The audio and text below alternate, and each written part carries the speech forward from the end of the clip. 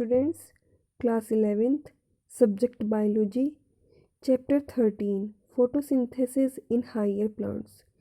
बच्चों आज हम आपको इस वीडियो में chapter 13 photosynthesis in higher plants को एक्सप्लेन कराएंगे। तो चलिए बच्चों स्टार्ट करते हैं चैप्टर 13। बच्चों इस चैप्टर को पढ़ने से पहले आपको पता होना चाहिए कि हम इस चैप्टर में पढ़ क्या रहे हैं। तो सभी बच्चे ध्यान देंगे, इस चैप्टर में हमको फोटोसिंथेसिस के बारे में आपको बताया जाएगा।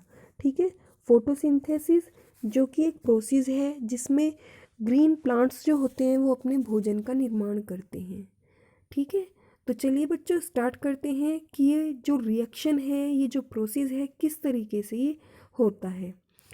सबसे पहले फर्स्ट हेडिंग आती है photosynthesis. Photosynthesis is a physiochemical process by which green plants and certain other organisms use light energy to synthesize organic compounds। यानी कि फोटोसिंथेसिस एक ऐसा प्रोसेस है जिसको फिजियोकेमिकल प्रोसेस होता है ये, और इसमें जितने भी ग्रीन प्लांट्स होते हैं और कुछ ऑर्गेनिज्म होते हैं वो लाइट एनर्जी का यूज़ करके लाइट एनर्जी और कुछ ऑर्गेनिक कंपाउंड्स का यूज़ करते हैं। ठीक है, और अपने भोजन का निर्माण करते हैं। Photosynthesis is important for two reasons. भाई जो फोटोसिंथेसिस होता है इसके दो महत्वपूर्ण रीज़न हैं कि ये प्रोसेस होता क्यों है। ठीक है, फर्स्ट रीज़न है it is the primary source of food for all living organism. भाई ये प्राइमरी सोर्स ऑफ फूड होता है जितने भी लिविंग ऑर्गेनिज्म होते हैं उन सभी के लिए।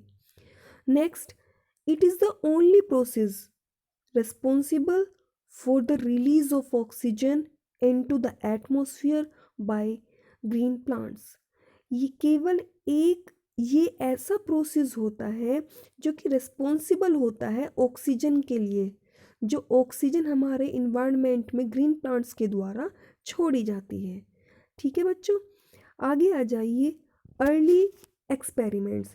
बच्चों कुछ एक्सपेरिमेंट हुए थे जिसमें बताया गया था कि ऑक्सीजन का हम किस तरीके से पता करते हैं कि ऑक्सीजन हमारे प्लांट्स के लिए, हमारे लिए इतने महत्वपूर्ण है क्यों। तो सबसे पहले एक साइंटिस्ट थे जोसेफ प्रिस्ले 1733 एंड 1804। बच्चों जो हमारी ऑक्सीजन की डिस्कवरी हुई थी वो किसने की थी? जोसेफ प्रिस्ले ने की थी। किसने की थी? जोसेफ प्रिस्ले ने। इन्होंने क्या किया था? Priestley hypothesised that plant restore to the air whatever breathing animals and burning candle removes. बच्चों जो ऑक्सीजन थी उसकी डिस्कवरी प्रिस्ले ने की थी। ठीक है, अब इन्होंने एक अंदाज़ा लगाया कि जो ग्रीन प्लांट्स होते हैं, ठीक है, plants restore to the air whatever breathing animals and burning candle remove.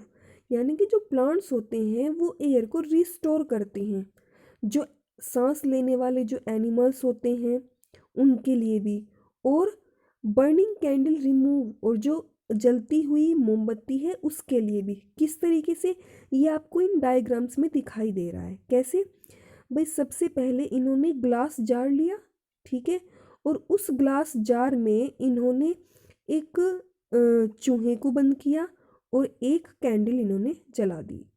जब उस कैंडल को और उस चूहे को कहीं से भी ऑक्सीजन नहीं मिलेगी, ठीक है, तो फिर बाद में क्या होगा? कुछ समय बाद वो जो कैंडल है वो भी बुझ जाएगी और जो मॉस्किटो है, सॉरी जो चूहा है, रैट है, वो भी क्या हो जाएगा? वो भी मर जाएगा। फिर इन्होंने क्या किया? उस जार में एक छोटा सा पुदीने का पौधा लगाया। किसका पौधा लगाया था? पुदीने का पौधा लगाया था।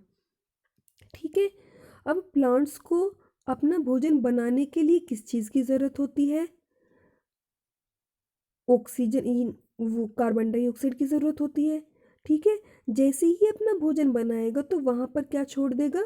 ऑक्सीजन छोड़ देगा, और उस ऑक्सीजन को कौन ले लेगा? रैट ले लेगा और कैंडल। ठीक है। तब ये क्या होते हैं, दोनों जीवित रहते हैं, मतलब कैंडल भी जलती हुई है और रैट भी जीवित रहता है। ठीक है। फिर इन्होंने ये अंदाज़ा लगाया कि जो हमारे लिविंग थिंग्स होते हैं और ये होते हैं, ये एयर में जो ऑक्सीजन प्रेजेंट होती है उससे सांस लेते हैं। ठीक है। और इसी तरीके से इन्होंने ऑक्सीजन की डिस्कवरी की थी। फिर बाद में क्या होता है, जो ये पुदीने का प्लांट्स होता है ये भी क्या होता है, फिर कुछ समय बाद मुरझा जाता है। क्यों? क्योंकि फोटोसिंथेसिस के लिए तो लाइट एनर्जी की भी ज़रूरत होती है। ठीक है। तो ये हमारा पूरा प्रोसेस हुआ और इसमें इन्होंने डिस्कवरी की किसकी, ऑक्सीजन की। नेक्स्ट साइंटिस्ट आए हमारे जेन engine house 1730 and 1799. He showed that only the green part of the plant could release oxygen. इन्होंने पता किया कि जो प्लांट्स होते हैं उनका केवल ग्रीन पार्ट ही ऑक्सीजन को रिलीज़ करता है। इन्होंने इस चीज़ का पता किया था। बच्चों, ये जो साइंटिस्ट हैं, प्रिस्ले हैं, इंजन हाउस हैं, जूलियस वैनशैक हैं, अब इनके बारे में पूछ लिया जाता है कि इन साइंटिस्ट ने क्या वर्क किया था, कौन से पौधे पर वर्क किया था, किस चीज़ की डिस्कवरी की थी। ठीक है। अब आगे आ जाइए, जूलियस वैनशैक। अब इन्होंने क्या किया था, he showed that the green substances chlorophyll is located in special bodies chloroplast. इन्होंने बताया कि जो ग्रीन सब्सटेंस होता है यानी कि क्लोरोफिल, यानी कि जो ग्रीन पिगमेंट होते हैं क्लोरोफिल, वो लोकेटेड होते हैं स्पेशल बॉडीज़ में। और उन स्पेशल बॉडीज़ को क्या कहा, क्लोरोप्लास्ट कहा।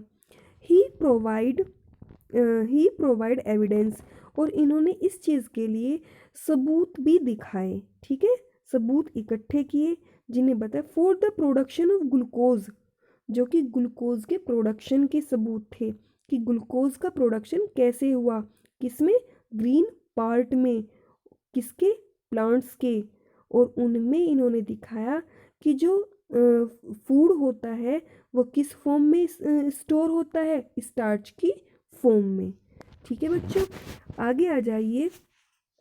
इंजलमैन इंजलमैन 1843 1909। अब नेक्स्ट साइंटिस्ट थे, इन्होंने क्या बताया, he split the light using a prism into its component part and illuminated a green algae cladophora placed in a suspension of aerobic bacteria. भाई जो इंजलमैन साइंटिस्ट थे, इन्होंने क्या किया कि जो प्रकाश होता है उसको एक प्रिज्म की हेल्प से उसके घटकों में बांट दिया, उसके घटकों में उसे तोड़ दिया। और हेल्प के लिए एक ग्रीन एल्गी क्लेडोफोरा की जगह इन्होंने एक एरोबिक बैक्टीरिया का इस्तेमाल किया। ठीक है। He first described the action spectrum of photosynthesis. इन्होंने सबसे पहली बार डिस्क्राइब किया था किसको, एक्शन स्पेक्ट्रम ऑफ फोटोसिंथेसिस को। इसमें क्या होता है, द एक्शन स्पेक्ट्रम रिसेंबल रफली the absorption spectrum chlorophyll a and b. और इन्होंने बताया जो एक्शन स्पेक्ट्रम होते हैं उसमें रफली और एब्जॉर्ब यानी कि कुछ तो अवशोषित कर लिए जाते हैं और कुछ छोड़ दिए जाते हैं। उन इस क्लोरोफिल में एक ए थे और एक बी था। आगे आ जाइए, site of photosynthesis. Site of photosynthesis में क्या होता है, in takes place the cell organelles called chloroplast which are found in the mesophyll cells of leaves. भाई ये सेल ऑर्गेनेल्स होते हैं जिनको क्लोरोप्लास्ट कहा जाता है और ये लीव्स की मीजोफाइल सेल्स में प्रेजेंट होते हैं। बच्चों, ये पूछ लिए जाते हैं कि क्लोरोप्लास्ट जो होते हैं वो कहाँ पर प्रेजेंट होते हैं, लीव्स में। अब आपको ध्यान रखना होगा कि ये एक तो ये सेल ऑर्गेनेल्स होते हैं क्लोरोप्लास्ट, और ये लीव्स की जो मीजोफाइल सेल्स होती हैं उनमें प्रेजेंट होते हैं। ठीक है। आगे आता है, there is a clear division of labour within the chloroplast. भाई ये पूरा जो डिवीज़न इन्होंने दिखाया है, ये क्लोरोप्लास्ट में ये क्लियर किया जाएगा। कैसे? The membrane system is responsible for the photochemical phase where synthesis of ATP and NADPH occurs. मतलब ये एक मेम्ब्रेन सिस्टम के द्वारा, ठीक है, एक फोटोकेमिकल फेज होती है जिसमें क्या बनते हैं, एटीपी बनते हैं और एनएडीपीएच बनते हैं। Whereas the stroma has enzymes for the reduction of carbon dioxide. और जो स्ट्रोमा होते हैं और कुछ एंजाइम्स होते हैं वो रिडक्शन करते हैं कार्बन डाइऑक्साइड का कार्बोहाइड्रेट्स में, और क्या बनाते हैं, फॉर्मेशन ऑफ शुगर।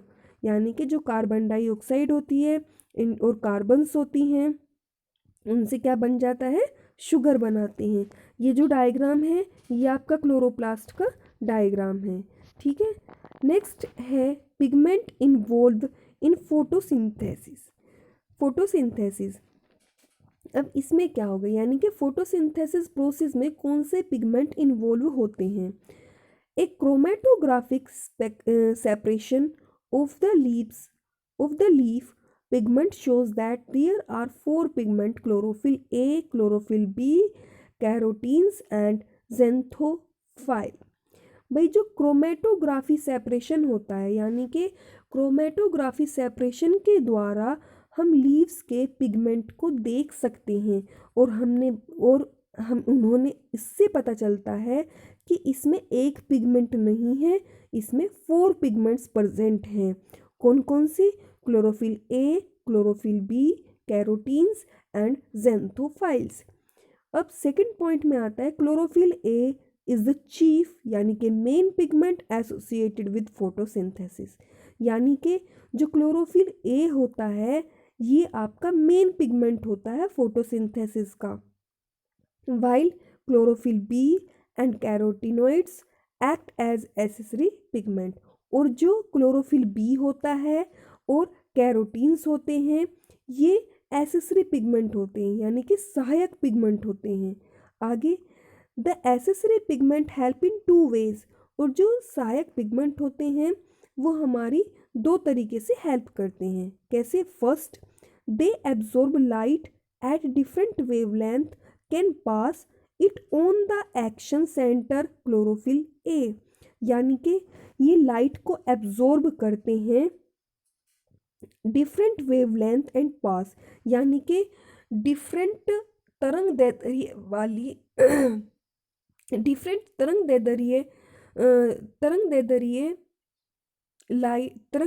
डिफरेंट तरंग दैर्ध्य वाले प्रकाश को एब्जॉर्ब करते हैं और कहाँ पर, रिएक्शन सेंटर यानी कि क्लोरोफिल ए में भेज देते हैं। और जब ये भेजते हैं they also protect the chlorophyll from photo oxidation. और एक तो ये क्या काम करते हैं, डिफरेंट वेवलेंथ वाली लाइट को एब्जॉर्ब कर लेते हैं और पास करते हैं क्लोरोफिल ए यानी कि रिएक्शन सेंटर में। और सेकंड पॉइंट में क्या होता है कि ये प्रोटेक्ट करते हैं क्लोरोफिल ए को, किससे? फोटो ऑक्सीडेशन से। नेक्स्ट है the absorption spectrum and action spectrum coincide closely, showing that photosynthesis is maximum at the blue and red region of the spectrum. The absorption spectrum and action spectrum, यानी कि इन दोनों process में, absorption spectrum में और action spectrum में, photosynthesis में देखा जाता है कि सबसे ज़्यादा जिस कलर में जो भी प्रोसेस रिएक्शन होती हैं किस किस में होती है, एक तो ब्लू कलर में होती है और एक रेड कलर के स्पेक्ट्रम में होती है। आगे आ जाइए, फोटोसिस्टम्स क्या होते हैं? The pigments are organised in the thylakoids membrane into 2 discrete light harvesting complexes. ठीक है, LHCs within photosystem first and photosystem second. भाई ये जो पिगमेंट्स होते हैं ये थाइलाकोइड मेम्ब्रेन में 2 भागों में लाइट हार्वेस्टिंग कॉम्प्लेक्सेस में बढ़ जाते हैं। ठीक है, और ये एक तो होते हैं फोटोसिस्टम फर्स्ट, एक होते हैं फोटोसिस्टम सेकेंड। ठीक है, आगे आ जाइए, जो हमारे फर्स्ट पॉइंट आता है, each photo system has one specific chlorophyll a and many other pigments bound by proteins. यानी कि प्रत्येक फोटो सिस्टम में एक स्पेसिफिक क्लोरोफिल ए प्रेजेंट होता है and many other pigments bound by proteins, और कुछ अदर पिगमेंट्स जो होते हैं वो प्रोटीन को क्या करते हैं, प्राप्त करते हैं।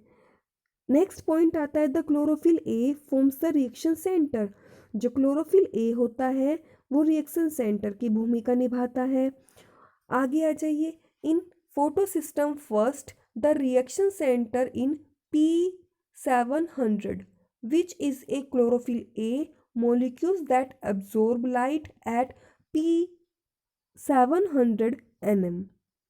मतलब जो फोटो सिस्टम फर्स्ट होता है वो रिएक्शन सेंटर से P700, ठीक है, P700 लाइट को एब्जॉर्ब करता है, which is A chlorophyll A molecules that absorb. यानी कि जो क्लोरोफिल ए मोलिक्यूल्स होता है वो फोटो सिस्टम फर्स्ट से P700 लाइट को एब्जॉर्ब करेगा, ठीक है, और कितनी एब्जॉर्ब लाइट को कितनी करेगा, 700 nm, यानी कि जितनी एब्जॉर्ब करेगा उतनी ही वो उसे देता है।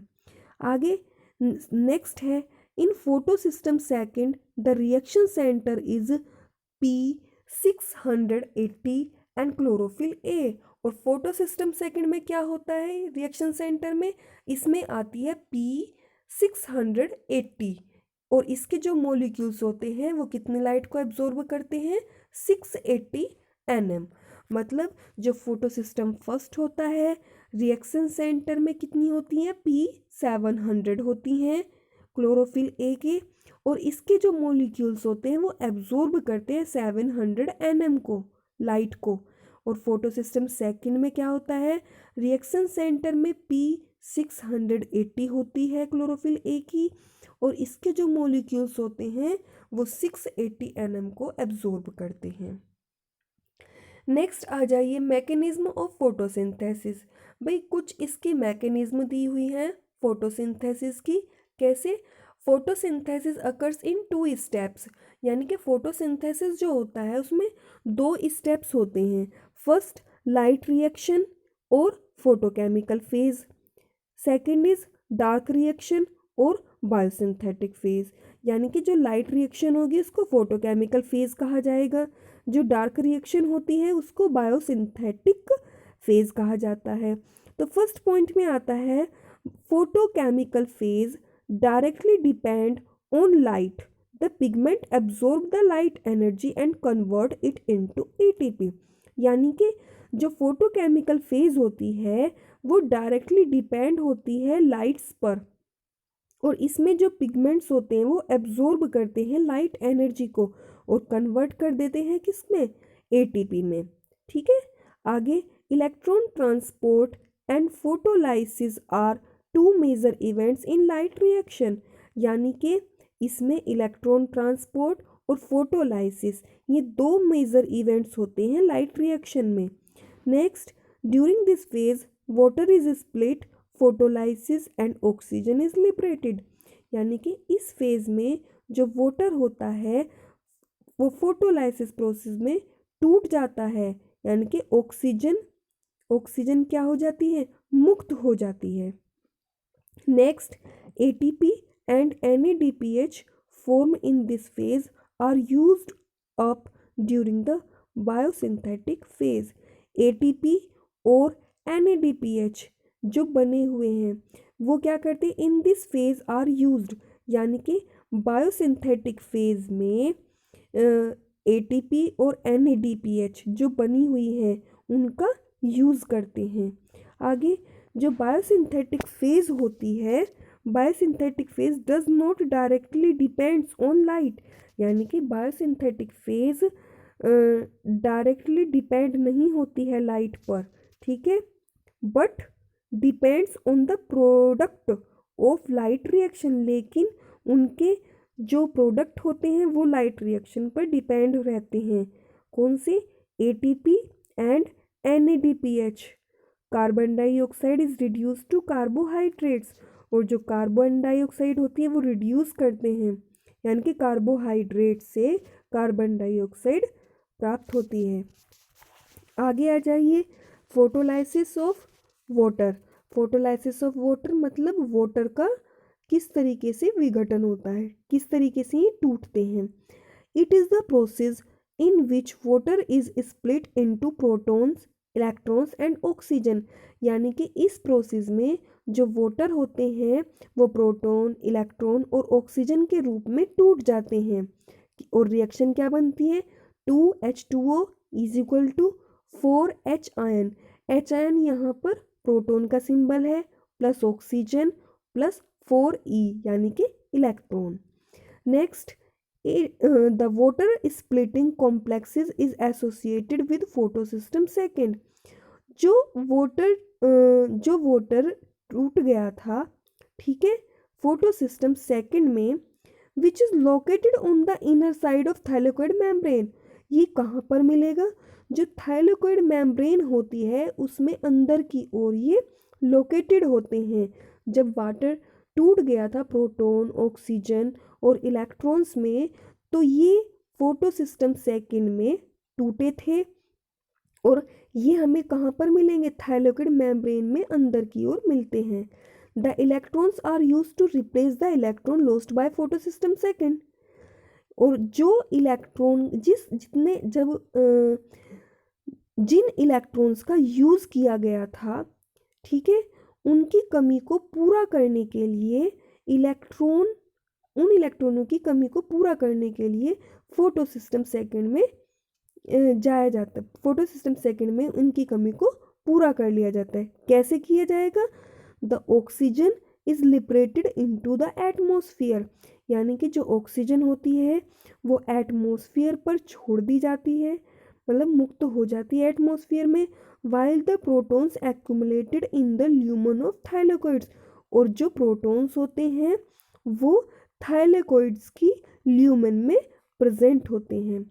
आगे आ जाइए, इलेक्ट्रॉन ट्रांसपोर्ट, और इलेक्ट्रॉन का ट्रांसपोर्ट कैसे होता है। This whole schemes of electron transport starting from photosystem second, यानी कि ये वो स्कीम है जिसमें इलेक्ट्रॉन ट्रांसपोर्ट स्टार्ट होता है, किस फॉर्म में, फोटोसिस्टम सेकेंड की फॉर्म में। जो फोटोसिस्टम सेकेंड होती है, uphill to primary electron acceptor, ये सबसे पहला इलेक्ट्रॉन एक्सेप्टर होता है, मतलब सबसे पहले इलेक्ट्रॉन को क्या कर लेता है, एक्सेप्ट कर लेता है।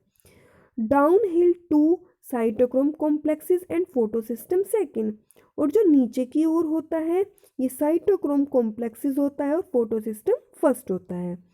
Excitation of photosystem first, transfer of electron uphill to another acceptor and finally downhill to NADP is called Z scheme.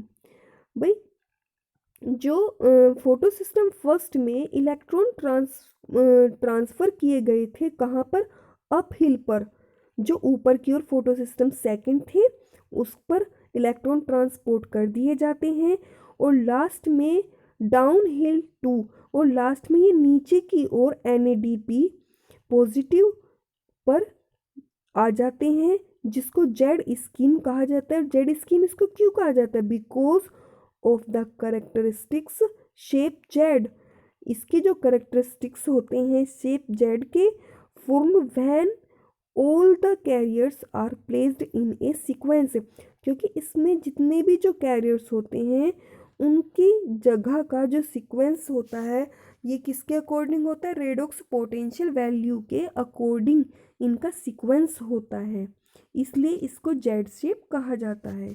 ठीक है बच्चों, अब आगे इसमें एक डायग्राम दिया हुआ है जो कि स्कीम का है, नॉन साइक्लिक फोटोफॉस्फोराइलेशन का। बच्चों आज मैंने इस वीडियो में आपको यहाँ तक पढ़ाया है, और जो आपकी नेक्स्ट वीडियो आएगी उसमें हम आपको फॉस्फोराइलेशन को एक्सप्लेन कराएंगे।